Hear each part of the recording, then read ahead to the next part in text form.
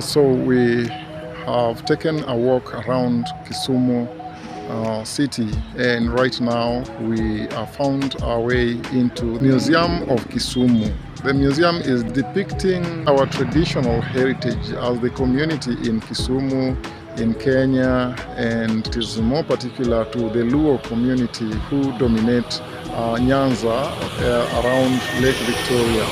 Kisumu city was previously known as Port Florence during the colonial days before it became a trading center, a trading zone, which made its name be translated to Kisuma, which the colonialists couldn't pronounce, and they called it Kisumu. When it became Kisumu, that became the name that is known all across the world.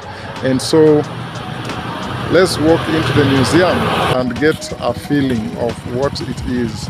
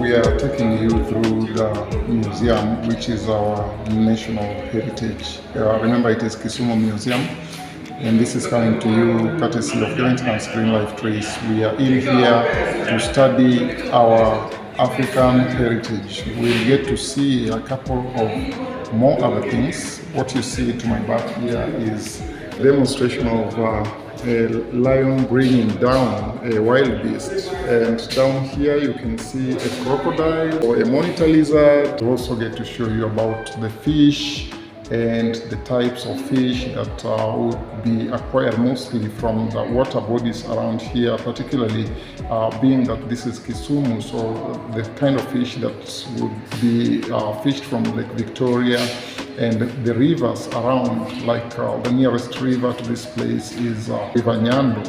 And this video will also be showcasing our insects and the traditional medicine, how it used to be, including dentists existed in those days. And remember, from traditionally Luos, who are the predominant community here, would have 6 teeth removed from the lower jaw of an adult, and this would be undertaken by people known as Jonak. Janak is a person who does Nagolak, which is extraction of 6 front teeth from the lower jaw. And just besides that, this also seeks to show you the recreational activities that existed in those days, and music also existed in those days. And also will be showcasing a demonstration of the monkeys. Most of these animals are threatened to extinction. They are endangered, and so the effort that we are making as Joint Hands Green Life Trace is to restore tree cover that will eventually bring back some of the wildlife that we are losing as days go by. So walk with us, and we hope you'll enjoy seeing all this.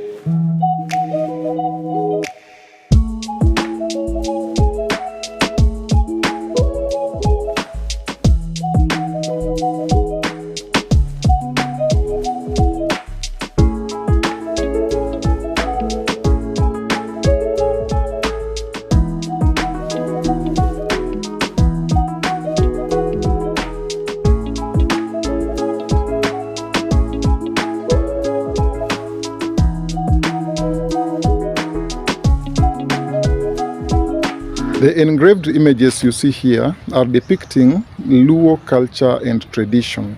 Now in this case here, it would happen that a son would have a house in the father's homestead, and that house would be called Simba. But upon maturity and having children who are mature enough to also have their Simbas, a grandchild would not construct a Simba inside the grandfather's home. So it means the father had to make a new home so as to allow the sons to also come up with their Simba. So in this typical case, this here is a son who is going to establish a new home. And as he's going to establish a new home, he's accompanied, it would be this way, that he is a son who is mature enough to have a home and would be accompanied by an elder brother. Yeah. And they would be accompanied by the father. Now everyone would carry something of significance. Yes. The son who is going to construct a new home needed to carry an axe. And an axe would symbolize that he has a tool that he's going to use to cut down timber for construction of the house in the new home. And such a home would be called Legala. And he would also carry a cock. This cock would symbolize that he needed to be woken up early enough to set off for work. These cocks would crow very early in the morning, an hour that is known as Kokguen, a time that cocks crow, and that is the alarm that would wake up a man in his homestead. And the people accompanying him would also carry equipment. Now, this fire here, as you may recall, in the ancient days we did not have matchboxes. So a fire was necessary in a home, and that fire wasn't to go off. They had a way of ensuring that the fire doesn't die off. This fire's significance is that the son is going into a new home, and that new home in which he's going would be cold at night. So this fire again would be very necessary for keeping people warm, and again would help in scaring away wild animals that would want to attack them.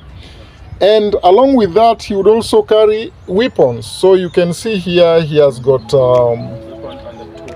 a tool for work and also a spear. So this spear symbolized security, protection, safety against any form of attack. And the blessings of the father would be of great significance. So the father would accompany the son and do what we call nyonodala, opening up the space for construction of the new home. These birds were associated with bad omen. This was to be chased away. It symbolizes that something bad, its cry will symbolize that maybe the old man or old person or a sickling person will die. Okay. And that would apply to an owl as well. Yes, and if you meet this one on your way to when you are going to a journey, you are being advised to cancel the journey. The journey would not yield any success if you met a woodpecker. Yeah, guys, so we've been in the museum for quite a while trying to gather a lot of history about Luo tradition, and it has been quite interesting hearing about the construction of a new home that would be called Ligala. Now what I'm seeing here is that, as you've been told, that this here is a son going to make a new home because he has outlived staying in the father's home, so he has to come up with his yard. But now, I just got some interesting history here because I'm discussing with a friend whom we just met, and you'll get to know him, is that the birds that you see here and the snake that is also symbolized here, and there would be also other animals like the leopard. Those ones were symbols of bad luck. They were symbols of bad omen. They were symbolizing evil. And so for a person going to construct a new home, he needed to have a home that is already cleared of any possible bad omens. And that's why you see a symbol of a person that will be sent to ensure that he sends away any such bad omens. And that would be done, and a barrier would be created.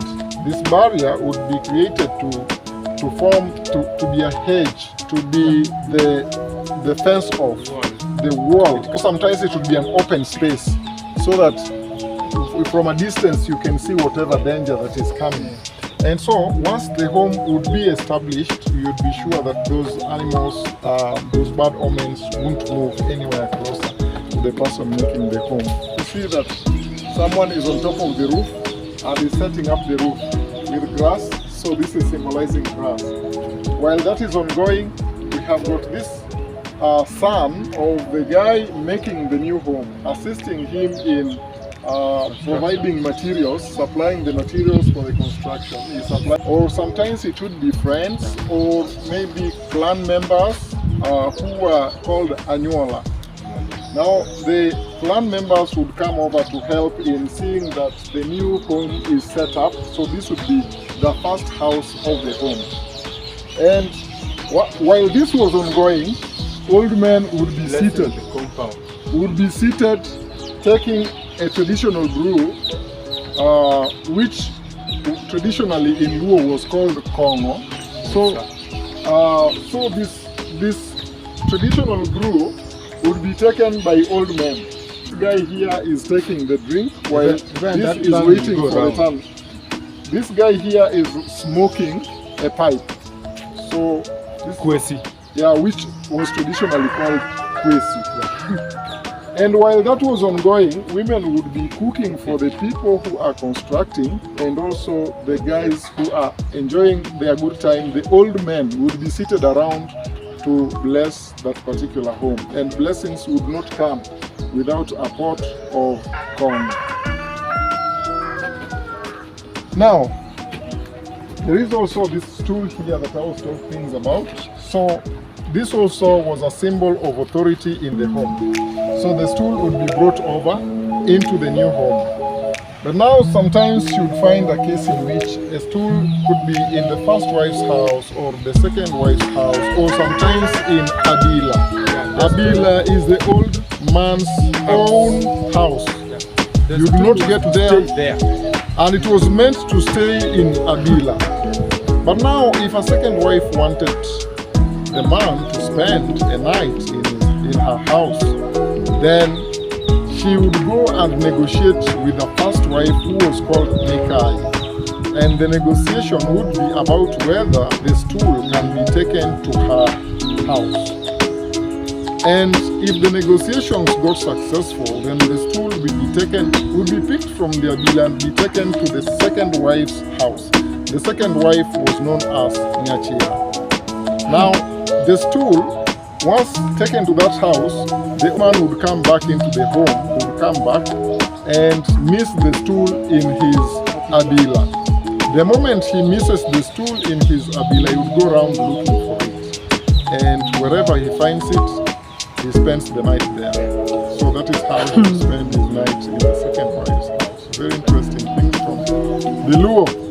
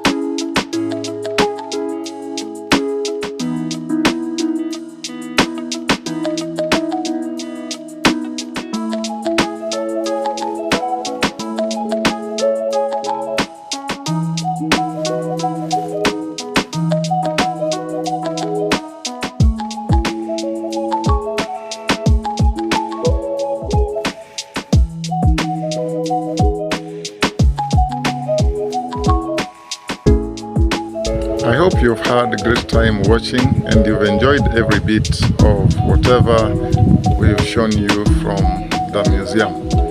We are looking forward to catching up with you. My name is John Bosco from Joint Hands Green Life Trees, and I wish you the very best till we catch up in our next video.